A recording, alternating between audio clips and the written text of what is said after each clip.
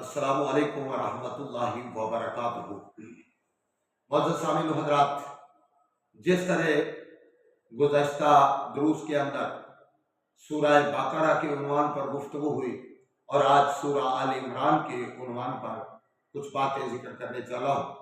یہ سورہ آل عمران یہ ترتیب کے اعتبار سے یہ تیسری صورت ہے، نزول کے اعتبار سے یہ سورہ انفال کے بعد والی صورت ہے اور یہ مدنی صورت ہے۔ 200 اس کی آیات ہیں، 20 اس کے رکوع ہیں، اور یہ جو سورہ آل عمران اس میں آل عمران کا تفصیل کے ساتھ تذکرہ ہے۔ آل عمران سے مراد مریم علیہ السلام، اور اس کے اندر مریم علیہ السلام کے ساتھ حضرت عیسیٰ علیہ السلام کا تفصیل کے ساتھ تذکرہ موجود ہے۔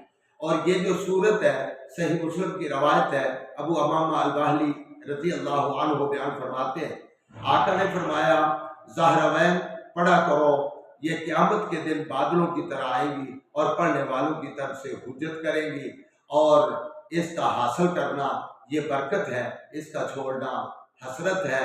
اور یہ سورت کو سورہ کنز بھی کہا جاتا ہے، سورت کو سورہ طیبہ بھی کہا جاتا ہے۔